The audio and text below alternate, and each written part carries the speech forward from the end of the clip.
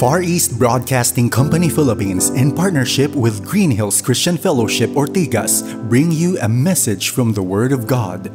Together, let us know Christ and make Him known. Magandang hapon po sa atin. Kayo ba'y natutuwa at kayo ay nasa tahanan ng Panginoon? Magandang hapon po. Alam niyo po, ito po ang sinasabi sa salita ng Diyos. Huwag nating kalilimutan, huwag natin pababayaan ang mga ganitong uri ng pagtitipon na atin ang nakagawian. At alam ho natin ang ating pagtitipon sa araw ng panambahan. Bagaman, yan po ay isang tungkulin po natin sambahin ang ating Panginoon Diyos. At sa salita ng Diyos, yan po ay kanyang mandato. Tayo po ay kinakailangang sumamba sa kanya. Ngunit bukod sa ating pagsamba, sa pagtupad ng ating tungkulin, nagpapakita po tayo ng pagmamahal sa ating Panginoon sa tuwing tayo ay sasamba. At sa araw na ito, naway tayo po ay pagpalain ng ating Panginoon sa ating pagsamba. Ganito po ang ating mababasa, bagaman ngayon po ay ikalawang linggo ng ating isang buwang pagdiriwang ng maituturing nating Missions Month. At ito po ang isang napakagandang paalala patungkol sa salita ng Diyos at patungkol sa ating tungkulin bilang mga misyonero. One way or the other, if you are not a full-time minister, kayo po ay missionary ng Panginoon. Saan man kayo naroon, kayo po ay may tungkuling ipalaganap ang mabuting balita. At ito po, sa panimula po ng ating panambahan, ito po ang isang napakagandang paalala.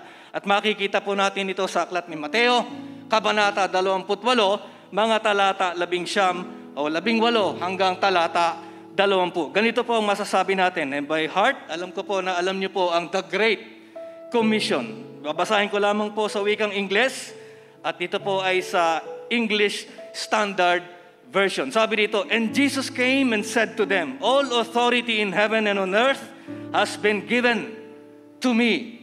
Go therefore and make disciples of all nations, baptizing them in the name of the Father and of the Son and of the Holy Spirit, teaching them to observe all that I have commanded you. And behold, I am with you always to the end of the age." Tayo po ay manalangin.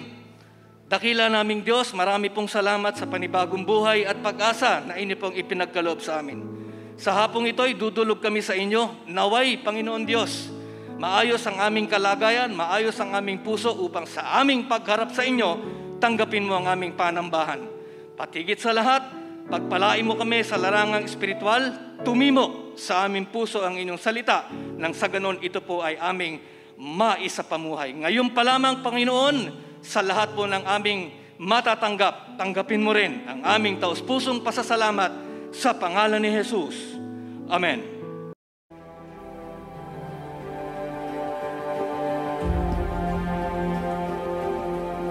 The Holy Spirit said, "Set apart for me Barnabas and Saul for the work to which I have called them."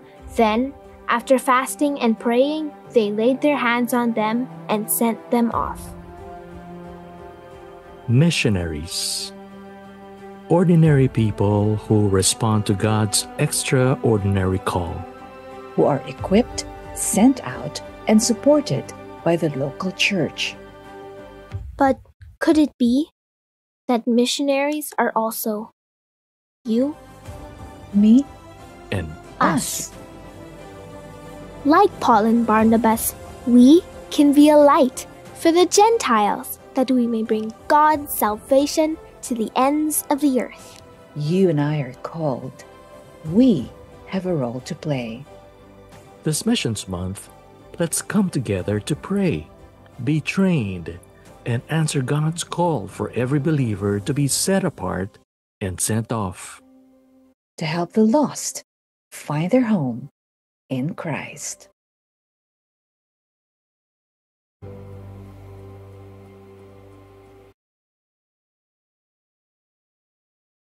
Mga kapatid, tayo babasa ng salita ng Diyos. Buksan po ninyo ang inyong mga Biblia. Kung meron po kayong dalang kopya ng Biblia, buksan po ninyo sa Acts chapter 13. Babasahin po natin ang verses 13 to 25. Kung kayo po ay may dalang online Bible or digital Bible, i-click nyo po sa Acts chapter 13, verses 13 to 25. Sabay-sabay po natin babasahin, tayo po tumayo.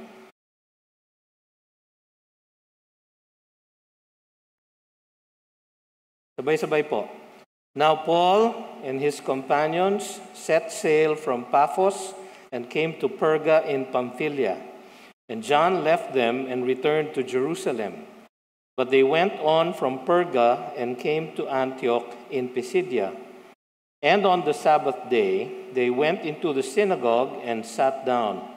After the reading from the law and the prophets, the rulers of the synagogue sent a message to them saying, "Brothers, if you have any word of encouragement for the people, say it." So Paul stood up and motioning with his hand said, "Men of Israel, and you who fear God, listen. The God of this people, Israel, chose our fathers and made the people great during their stay in the land of Egypt.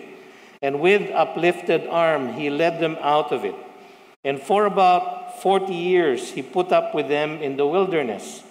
And after destroying 7 nations in the land of Canaan, he gave them their land as an inheritance. All this took about 450 years. And after that, he gave them judges until Samuel the prophet. Then they asked for a king, and God gave them Saul, the son of Kish, a man of the tribe of Benjamin, for 40 years. And when he had removed him, he raised up David to be their king, of whom he testified and said, I have found in David, the son of Jesse, a man after my heart, who will do all my will.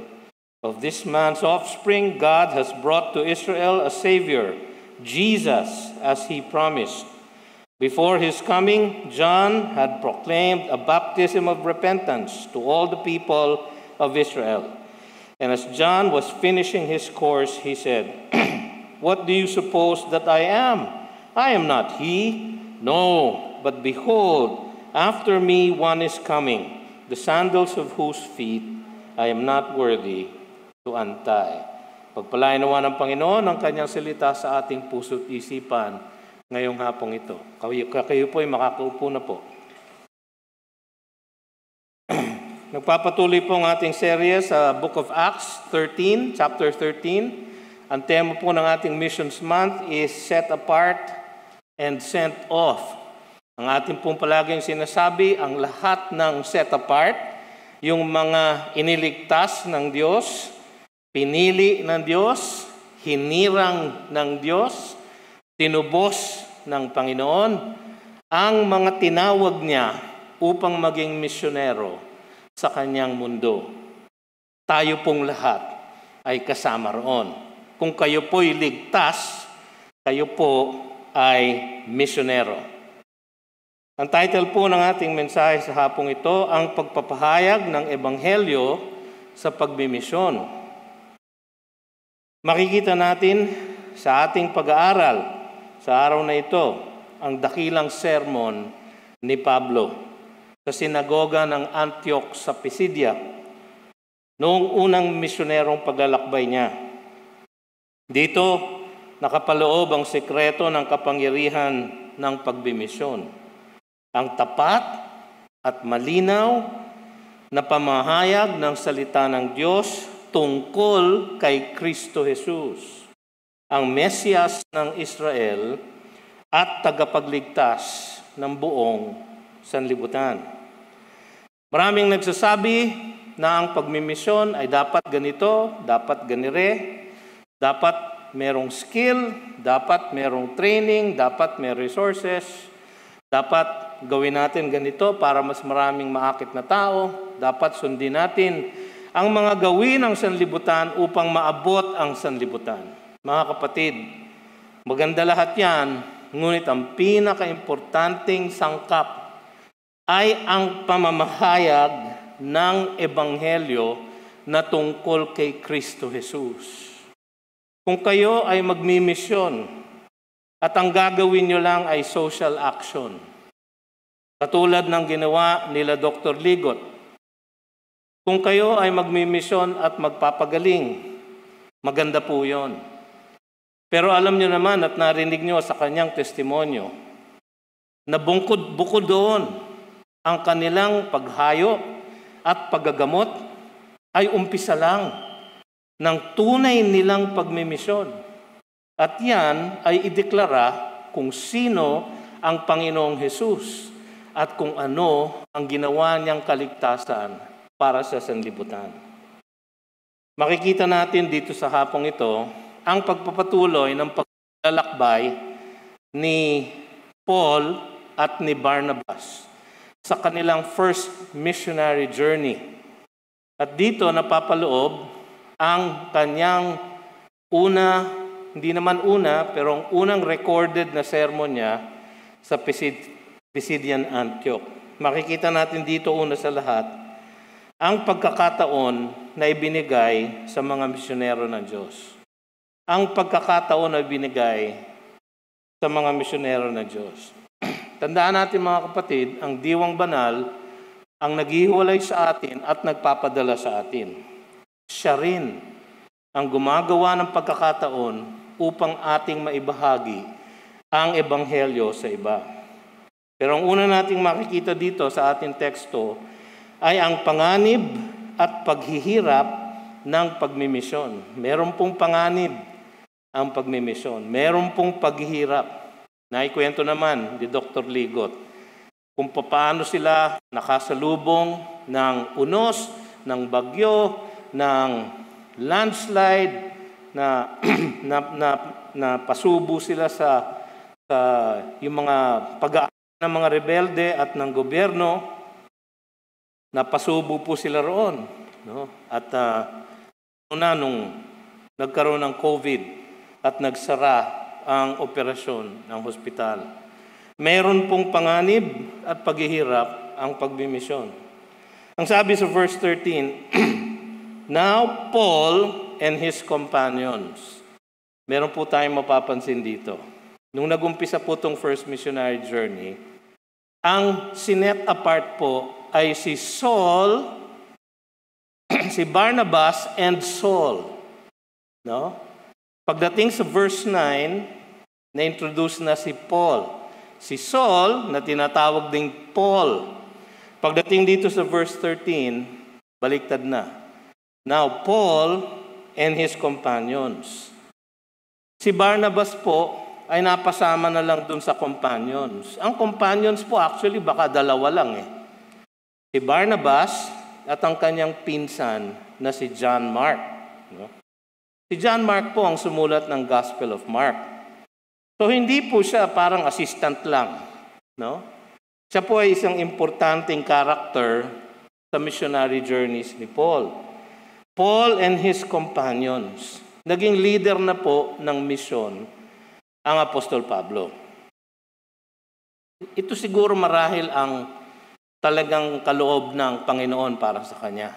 Binigyan siya ng leadership upang siya talaga ang manguna.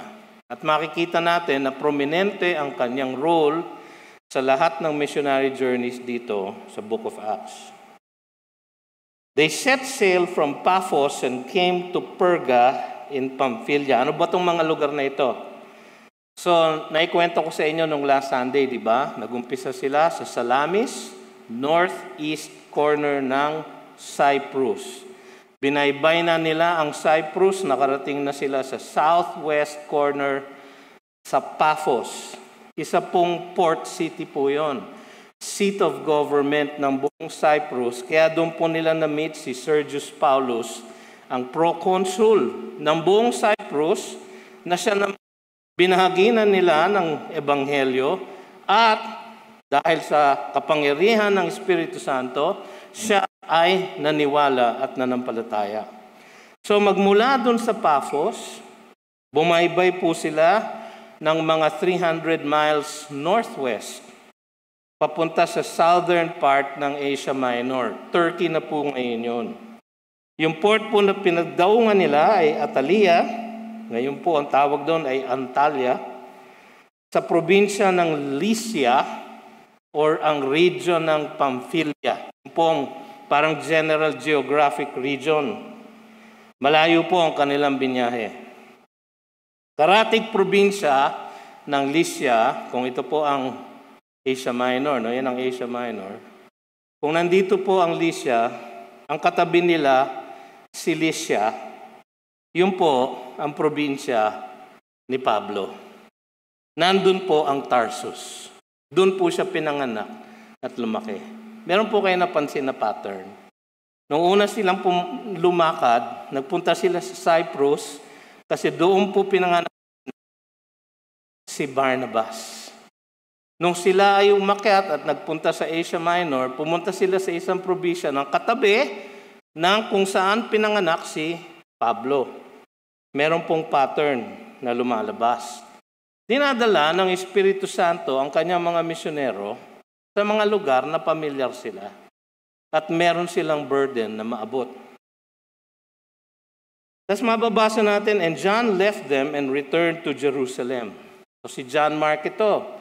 Sa Acts 12:12, alam natin ang second name niya ay Mark. Sa Acts 12:25, he is John who is also named Mark. So paulit-ulit siya dito sa Acts. Siya po eventually ang sumulat ng Gospel of Mark sa tulong ni Pedro o sa testimonyo ni Apostol Pedro. Hindi nilinaw ni Luke kung bakit siya umalis. Kaya maraming spekulasyon. Baka daw natakot sa hirap ng paglalakbay. Kasi pupunta sila sa Antioch sa Pisidia, 100 miles ang babiyahin nila, paakyat 3,600 feet. No? Maraming tulisan, maraming sakit, maraming unos, maraming danger. Yung pong nilista ni Apostol Pablo na dangers from robbers, dangers from ganyan sa 2 Corinthians 11, malamang po, yung po ang karanasan nila doon sa first missionary journey. Marami pong panganib ang pagmimisyon. Baka daw na homesick si John Mark. Dahil sabi ng iba, close siya sa mother niya, si Mary. Sa Acts 12:12 natin makikita yung pangalan nila doon.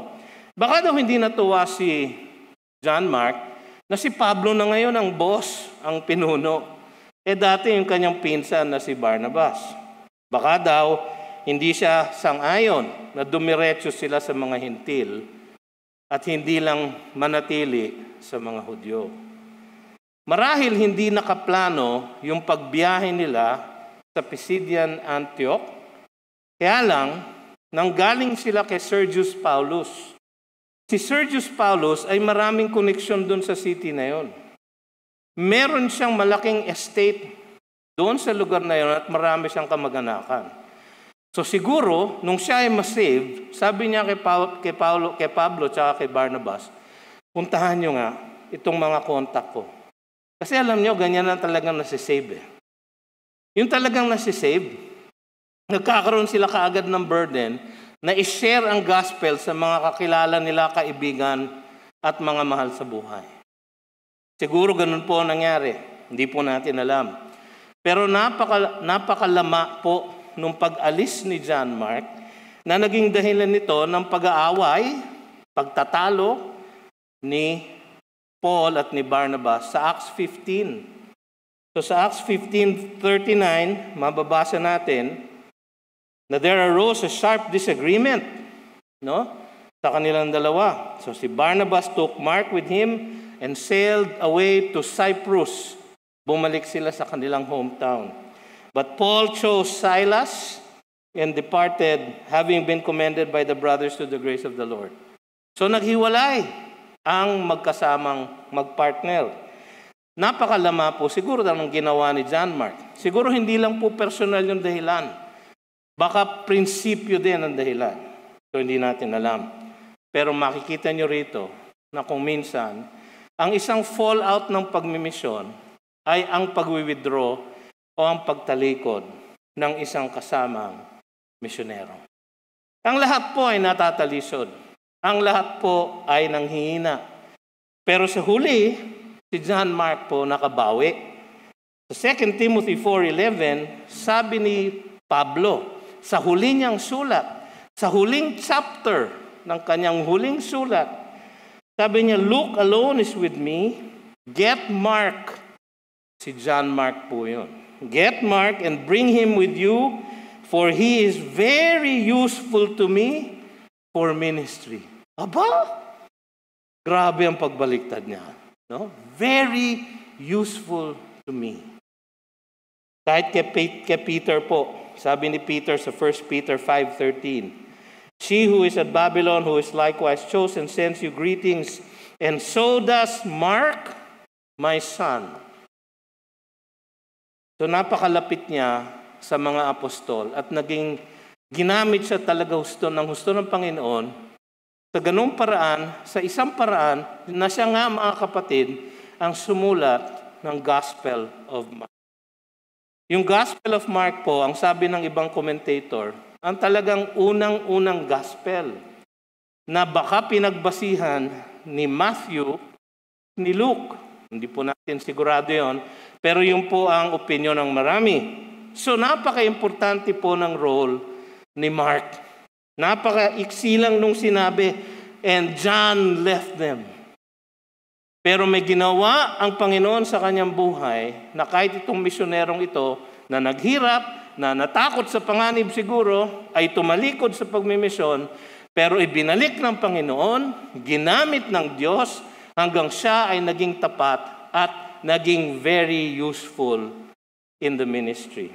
Isa pong encouragement po sa atin yon. Kasi baka po kayo natatakot na maging misyonero. Baka natatakot kayo na sa inyong opisina, hindi kayo makapag-share ng gospel o sa inyong eskwelahan. Baka natatakot kayong mag-fail. Ito na nga po, huwag po kayo matakot. Pwede po kayo mag-fail, pero meron pong bawi. At pagka bumawi ang Diyos sa inyong buhay, you will become very useful in the ministry. Sabi sa verse 14, "They went on from Perga and came to Antioch in Pisidia." Parang ang iksi lang po ng sinabi, no? Pero 100 miles po yon, northeast, paakyat ng Taurus Mountains. 3,600 feet ang elevation sa isang plateau. Nandun po yung Antioch. Napaka-importanting city, sabi ni Dr. Merrill Unger, the communication nerve center and the heart of Asia Minor. Kaya po sila doon dinala ng Espiritu Santo. Ang Antioch ay isang importanteng lungsod sa Asia Minor. Huwag po kayong malilito, marami po kasing Antioch. Kasi 16 po na lungsod sa buong Asia Minor ang Antioch. No? So yung pinanggalingan ni Saul at ni Barnabas ay Syrian Antioch. Ito po ay Pisidian Antioch. Marami pa hong Antioch. Dahil si Antiochus III ang konkistador ng buong lugar, kaya sa kanya ipinangalan yung city na yun. Ang importante pong punto ay napaka-strategic po ng Antioch sa Pisidia sa pagdadala ng Ebanghelyo. Sapagkat yun po ay communication nerve center ng Asia Minor. Gitna po siya. Kumbaga parang Ortigas Center. No? Nasa gitna po tayo ng Metro Manila.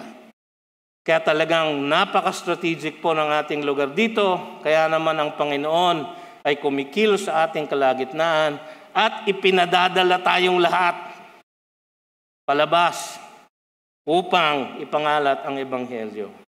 Maraming panganib at paghihirap ang pagmimisyon.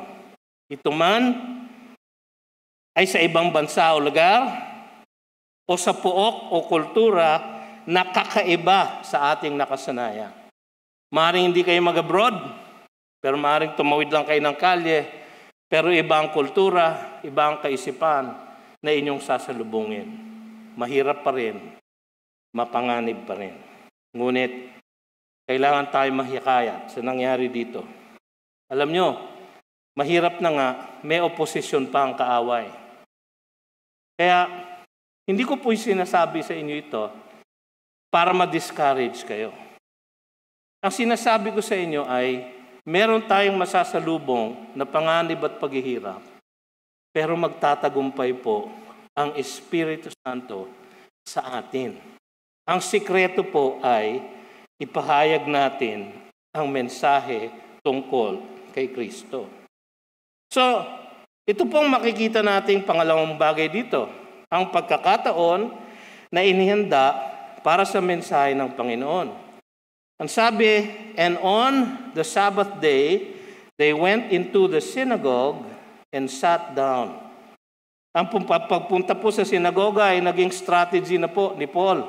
Sa lahat po ng kanyang missionary journey, sa lahat po ng cities na kanyang pinuntahan. Nung pong siya ay bago pa lang na na-convert, sa Acts 9:20, ang una niyang ginawa, and immediately he proclaimed Jesus in the synagogues, saying he is the Son of God. Dito po, sa synagogue sila nagpunta. Sa Athens, nung siya ay nagpunta sa Athens, sa Acts 17, sa synagogue po muna siya nagpunta. Nung nagpunta sila sa Berea, sa synagogue po muna. Nung nagpunta sa Thessalonica, sa synagogue po muna. Nung nagpunta sa Corinth, sa Acts 18:4, sa synagogue po muna sila nagpunta. Nung nagpunta po sila sa Ephesus, napakalaking church po ng Ephesus. Nagumpisa po yon sa kanilang pagpunta sa synagogue. Bakit ba sila palaging nagpupunta ron? Kasi alam nyo, ganun ang example ng ating Panginoong Jesus. Sa Luke chapter 4, verse 16, ang sabi doon, and he came, si Kristo Jesus, and he came to Nazareth where he had been brought up, and as was his custom, yun po ang kanyang kinagawian, he went to the synagogue on the Sabbath day and he stood up to read the Word of God, to read the Scripture. Ang Sabado po, sinagoga, puno. Sabado, sa sinagoga, puno. Punong-puno po ng mga taong pamilyar na sa lumang tipan, pamilyar na sa salita ng Diyos, nakakakilala na merong nag-iisang Diyos sa langit na lumalang ng langit at lupa. Napaka-fertile po na lupa na kanilang tamnan ng Ebanghelyo. Marahil din, dahil si Pablo mismo ay merong matinding pagnanasa na ma-evangelize ang kanyang mga kababayan. Sabi niya sa Romans chapter 9, verses 1 to 5, I am speaking the truth in Christ, I am not lying. My conscience bears me witness in the Holy Spirit that I have great sorrow and unceasing anguish in my heart. Bakit kaya? For I could wish that I myself were accursed and cut off from Christ for the sake of my brothers, my kinsmen, according to the flesh. They are Israelites, and to them belong the adoption, the glory, the covenants, the giving of the law, the worship and the promises. To them belong the patriarchs, and from their race, according to the flesh, is the Christ who is God over all, blessed forever. Amen. Yun po ang sabi ni Pablo. Nasa puso niya po yun. Kaya po ang synagogue ang palagi niyang unang pinupuntahan. Verse 15, after the reading from the law and the prophets, the rulers of the synagogue sent a message to them saying, brothers, if you have any word of encouragement for the people, say it. Ito ang karaniwang order of worship nila sa isang sinagoga. Mag-uumpisa sila sa recitation ng Shema. Hear, O Israel, the Lord our God, the Lord is one. Deuteronomy. Tapos babasa sila magmula sa Torah, sa Pentateuch. Tapos isang pagbasa mula sa prophets. Tapos meron silang mga awit sa salmo at pananalangin. Pagkatapos po nun, yung mga pinuno ng sinagoga ay tatawag ng isang taong alam nila na may kaalaman tungkol sa salita ng Diyos at patatayo nila upang magsermon. Aba, spontaneous pala sila doon. Kasi sa atin, tayo, pinaplano natin kung sino ang magsasalita sa susunod ng mga linggo. Biruin nyo kung bigla na lang gawin natin ito rito at patayuin na lang ang isang pastor na, Pastor, ikaw ngayon ang magsasalita. O di kaya, sa opisina, ikaw di ba Christian ka? Baka pwede mo ikwento sa amin kung ano ang diferensya ng church nyo. O di kaya, sa inyong eskwelahan. Hindi ba sabi mo, Christian ka? Pwede mo pa i-explain kung ano yun? Ganun ang nangyari kay Pablo. Pero alam niyo si Pablo handa. Si Pablo laging handa, Boy Scout. Laging handa po. Hindi lang po siya laging handa, siya po ay inihanda ng Panginoon magmula sa kanyang pagkabata na sa ulo na niya siguro ang buong lumang tipan. At kaya niyang magsermon magmula sa lumang tipan kahit na ano pa ang binasa sa sinagoga. Dapat po ba tayo ganon? Dapat po tayong handa. Diba 2 Peter 3:15, 1:15, sabi doon, we must be ready to make a defense and the reason for the hope that is within us. Apologia, defense. Kailangan alam natin ang ating pinananampalatayanan. Marahil suot din ni Pablo noon yung kanyang rabbi clothes. Si rabbi po kasi si Pablo eh. Nagpunta sila ng sinagoga. So siguro yun ang suot niya. So datapat may pumasok na rabbi sa sinagoga, tinawag sila ng pinuno. So sinadya ito ni Pablo. Sinadya ito ng Espiritu Santo. Binigyan sila ng pagkakataon na tumayo. So ito ang unang sermon ni Pablo na na-record. Yung isa pa niyang sermon ay nasa Acts 17 verses 22-31. Yung sermon niya sa Athens. Itong sermon niya sa mga Hudyo. Yung sa Acts 17, sermon niya sa mga Hentil. No? So, kung gusto niyo ng dalawang model sermon ni Paul, yun po ang dalawang sermon niya. So sa verse 16, sabi doon, so Paul stood up, motioning with his hand. Siguro sabi niya, ako, I have a word of encouragement. Malinaw na ihinanda ng Diwang Banal ang mga pangyayari at sitwasyon upang mabigyan ng pagkakataon si Pablo na maibahagi sa mga Hudyo ang importanteng lungsod ng Pisidian Antioch ang patotoo ng lumang tipan tungkol kay Kristo. Kailangan nating ipahayag si Kristo Jesus, mga kapatid, kung sino siya at kung ano ang kanyang ginawa para sa buong sanlibutan. Kailangan natin ipangaral na ang buong salita ng Diyos ay tumuturo kay Jesus bilang tagapagligtas. Siya mismo nagsabi niyan. Sulat niyo, Luke 24, verses 25-27. Ang sabi ni Jesus doon, and he said to them, O foolish ones, and slow of heart to believe all that the prophets have spoken. Old Testament po yun. Was it not necessary that the Christ should suffer these things and enter into His glory? So, ang prophets, ang Old Testament, ay nagsabi tungkol sa Kanya. And beginning with Moses and all the prophets, Old Testament po yun. He interpreted to them in all the scriptures the things concerning Himself. Napakaganda po siguro ang Bible study noon. Sana po nandun ako. Magmula sa Genesis hanggang sa huling propeta, inisa-isa niya ang bawat banggit sa lumang tipan na patungkol sa Kanya. Sabi sa Luke 24:44-48, These are my words that I spoke to you while I was still with you, that everything written about me in the law of Moses and the prophets and the Psalms, mas kumpleto na ngayon. Law of Moses, the Torah, the prophets, and the Psalms must be fulfilled. Then he opened their minds to understand the scriptures and said to them, Thus it is written that the Christ should suffer and on the third day rise from the dead, and that repentance for the forgiveness of sins should be proclaimed in His name to all nations, beginning from Jerusalem. Yun po ang ginawa ng mga apostol. You are witnesses of these things. Mga kapatid, parang sinasabi niya sa atin ngayon yun. Tayo po, are witnesses of these things. So yun po ang pagkakataon na ibinigay ng Espiritu ng Diyos para sa mga misyonero, para magpahayag. Anong pinahayag nila? Number 2 point po. Ang pagkilos ng Diyos sa kasaysayan ng Israel.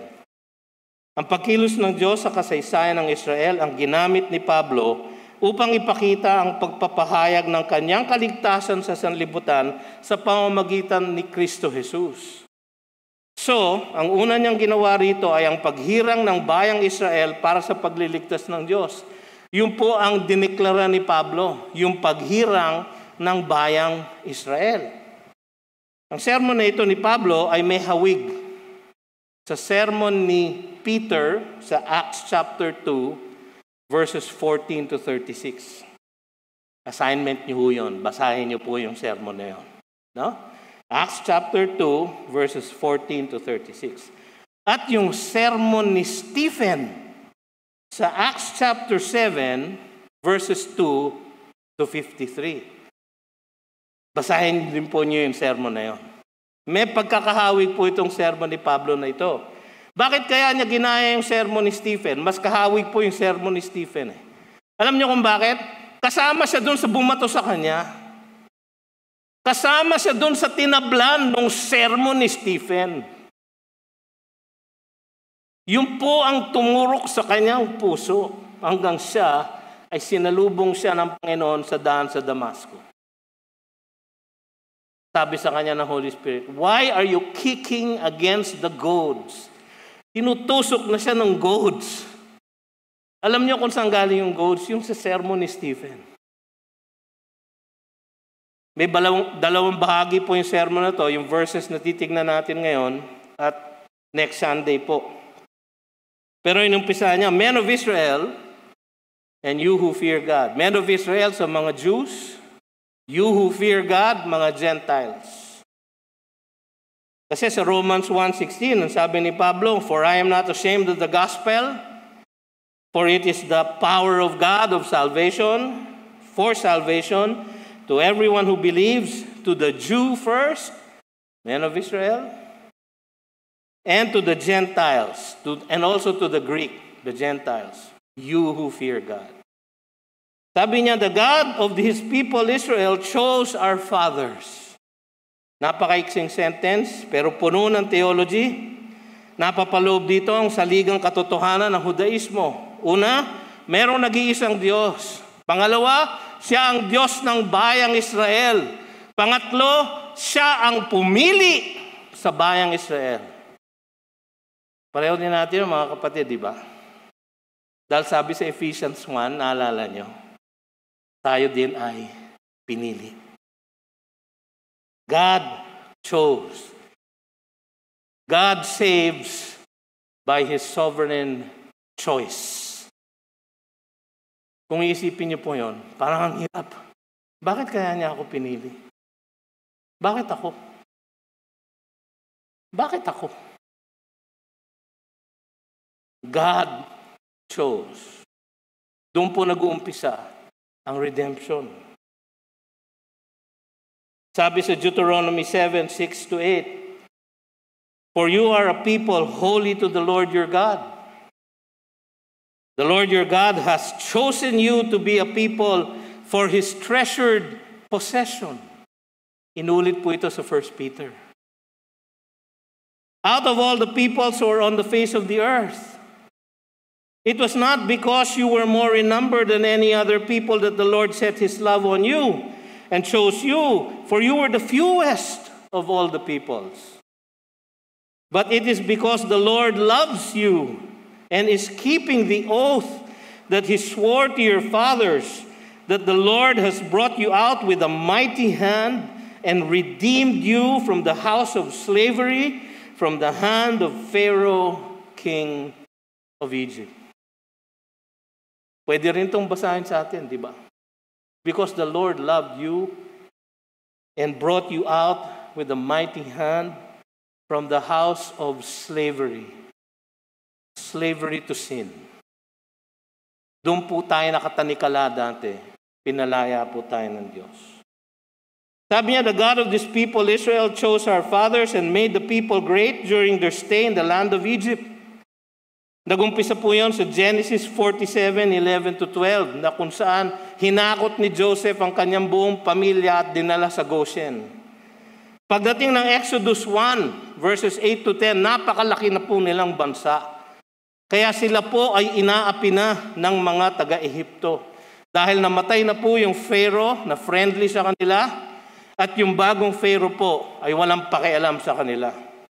So sila ay nasadlak sa pagkaalipin. Pinalaya sila ng Diyos sa Ehipto. At alam niyo yung kwento, the 10 plagues, di ba? With a mighty hand, sabi niya. Exodus 13:14. And when in time to come, your son asks you, what does this mean? Yung Passover po yon. Kasi hindi ba nagkaroon sila ng Passover feast? Nung sila'y paalis na sa Egypt, nagpatay sila ng isang tupa, at yung dugo ay pinahid sa pintuan, at sila ay pinas over ng angel of death para sila hindi mamatay. Pagka daw sila itinanong ng kanilang mga anak, what does this mean? You shall say to him, by a strong hand the Lord brought us out of Egypt from the house of slavery. Dito pa lang pinapahiwatig na ng Diyos sa kasaysayan pa lang ng Ehipto, ng Israel, ang kanyang makapangyarihang pagliligtas through His Passover Lamb. Si Kristo Jesus po yun. Verse 18, and for about 40 years, He put up with them in the wilderness. Sila po ay naglakbay sa ilang. Cloud, pillar of cloud by day, pillar of fire by night. Binigyan sila ng mana, ng quail, ng tubig. Sila ay nagrebelde, ngunit sila ay pinatawad. Sila ay nag-complain, pinatuka sila sa ahas, pero pinagaling din. Makikita ang grasya ng Panginoon sa kanyang hinirang na bayan. 40 years in the wilderness. Makikita ang grasya ng Panginoon sa kanila. Na bagaman sila ay hindi naging tapat at masunurin sa Kanya, niligtas niya sila. Isa itong paglalarawan ng Kanyang ipapakitang grasya sa lahat ng mananampalataya kay Kristo Jesus sa darating na mga panahon. Kaya yung history ng Israel, inumpisahan ni Pablo sapagkat napapakita puro, nalalarawan po doon ang grasya ng Diyos sa pagliligtas ng kanyang mga nirang at pinili. Tapos makikita natin dito, pangalawa, ang pagkilos ng Diyos sa pamunuan ng Israel. Sabi sa verse 19, and after destroying 7 nations in the land of Canaan, He gave them their land as an inheritance. Ang haba po ng kwento na yon, pinangako niya muna yon sa Deuteronomy 7:1. Sabi niya doon, when the Lord your God brings you into the land that you are entering to take possession of it and clears away many nations before you, the Hittites, the Girgashites, the Amorites, the Canaanites, the Perizzites, the Hivites, and the Jebusites, 7 nations more numerous and mightier than you. Pinangako niya, lilipulin niya lahat. Natapot po yun sa Joshua 24:11. Sabi niya kay Joshua, and you went over the Jordan and came to Jericho, and the leaders of Jericho fought against you, and also the Amorites, the Perizzites, the Canaanites, the Hittites, the Girgashites, the Hivites, and the Jebusites, and I gave them into your hand. Pinangako, tinupad.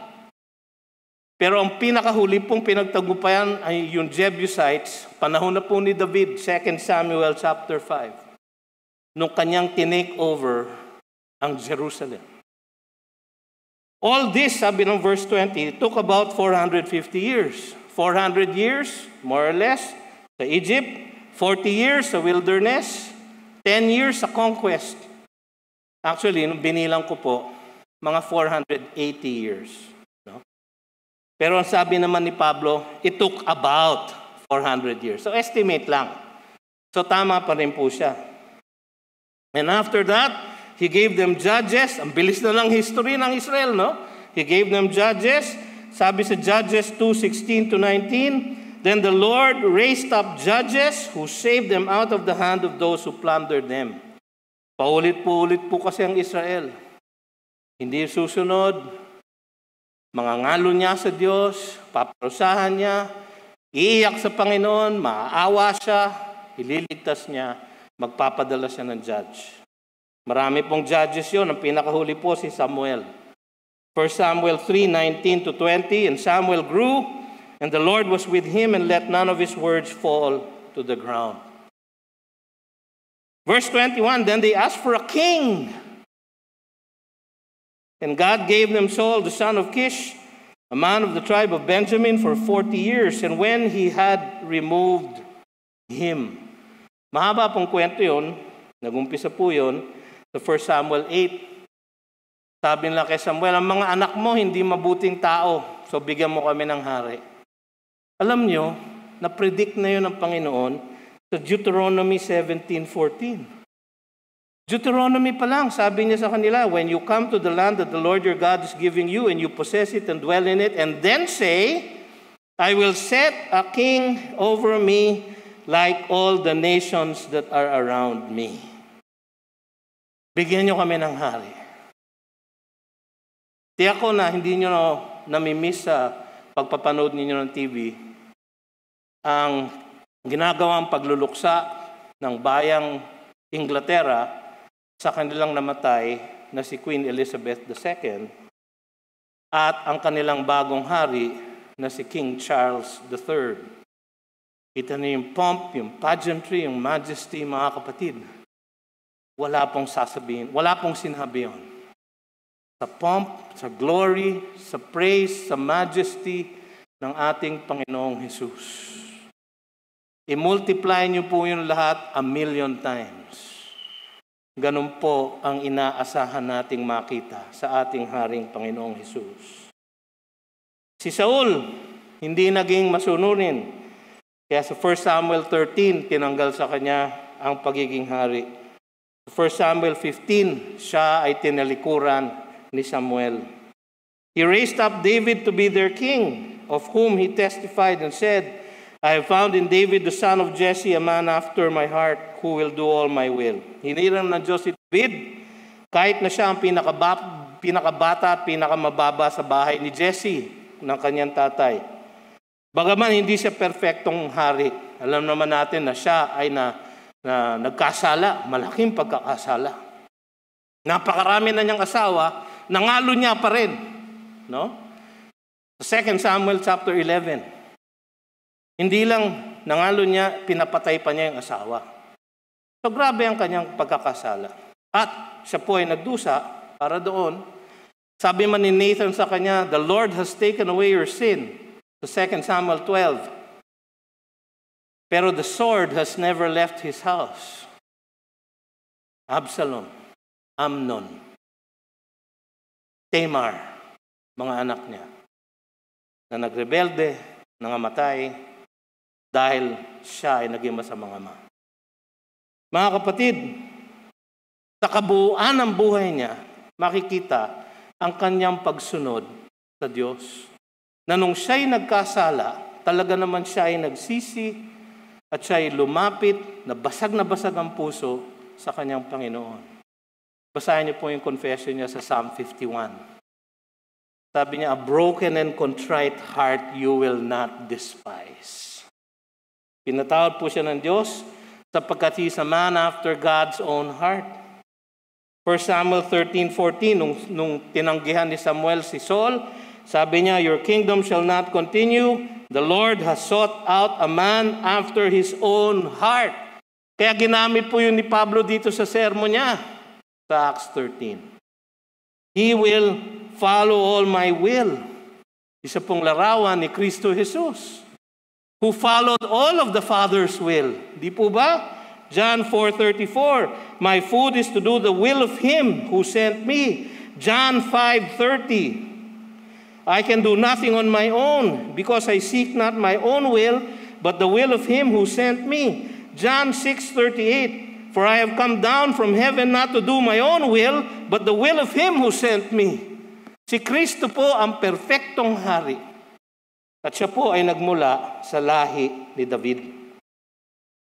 Ang kasaysayan ng kaugnayan ng Diyos sa bayang Israel mismo, ang pagpapahayag niya ng kanyang plano para sa kaligtasan nating lahat. So kaya ito ang ibinigay na mensahe ni Pablo. Ipinapakita niya na sa kasaysayan ng bayang Israel, hinanap ng Diyos ang kanyang bayan. Ang kanyang bayang pinili at nagpadala siya ng mga tagapagligtas. At ang punong tagapagligtas, ang sarili niyang anak, para sa kanilang kaligtasan. Kaligtasan na nagmumula sa kanyang pagpili ng kanyang mga hinirang. Kaligtasan na gawa ng kanyang makapangyarihang kamay. Kaligtasan na nagmumula sa kanyang piniling hari, si Kristo Jesus. Huli sa lahat ay ang pahayag ng Mesiyas at tagapagligtas na si Jesus. Of this man's offspring, sabi sa verse 23, ang pangakong Mesiyas at tagapagligtas ng Diyos. Matthew 1:1, makikita natin na si Jesus is the son of David. Through the line of Joseph, Matthew 1:16, through the line of Mary, Luke 3:23 and 31. Wala pong kawala. Both sides po. He is the rightful king. Siya ay pinanganak sa mundo upang maging tagapagligtas. Matthew 1:21, Luke 2:11. Siya ay pinangako ng Diyos. Sa Genesis 49:10 pa lang, sabi ni Jacob kay Judah, and the scepter shall not depart from Judah. Sabi ng Diyos kay Isaiah, there shall come forth a shoot from the stump of Jesse. Pinangalanan na. Siya po yung pangako. Pero ang paghahanda ng isang tagapagpauna, ang nagpahayag sa Panginoon. Si John the Baptist, verses 24 to 25. Before his coming, John had proclaimed a baptism of repentance to all the people of Israel. And as John was finishing his course, he said, "What do you suppose that I am? I am not he. No, but behold, after me one is coming, the sandals of whose feet I am not worthy to untie." Mga kapatid, ang lahat ng mga propeta ng Old Testament, magmula kay Moses, ang huling propeta po si John the Baptist. Kaya ipinahayag ni Pablong mabuting-mabuti, magmula kay Moises hanggang kay John the Baptist, na ang tinuturo nilang lahat, si Kristo Jesus, ang Mesiyas, ang tagapagligtas. Ganyan din po dapat ang gagawin natin, mga kapatid. Ito ang hamon para sa atin. Mahirap at mapanganib ang pagmimisyon at ang pagbabahagi ng Ebanghelyo. Kaya malakas ang temptasyon sa panahon at sa kultura natin na umasa sa mga gawi ng sanlibutan upang higit na maakit ang mas marami sa Panginoon. Ngunit mga kapatid, ang pinaka-epektibong paraan ay ang matapang at tapat na pamamahayag mula sa salita ng Diyos tungkol kay Kristo Jesus. Kung sino siya at kung ano ang ginawa niya para sa kaligtasan ng mga hinirang ng Diyos. Mga kapatid, siya ang tagapagligtas. Sinabi sa Old Testament, kinonfirm sa New Testament. Meron po tayong tiyak na salita ng Diyos na maaari nating asahan sa ating pamamahayag ng Ebanghelyo sa ating pagmimisyon. Tayo po'y manalangin. Panginoon, marami pong salamat sa inyong mensahe sa hapong ito. Kayo po magpala nito sa aming puso't isipan. At nawa, O Diyos, kami ay maging masunurin sa inyong tagubilin, na ipahayag namin magmula sa inyong salita si Kristo Jesus. Amen. You've just heard a message from the Word with Green Hills Christian Fellowship Ortigas in partnership with Far East Broadcasting Company Philippines. We hope you can join us next week. God bless you.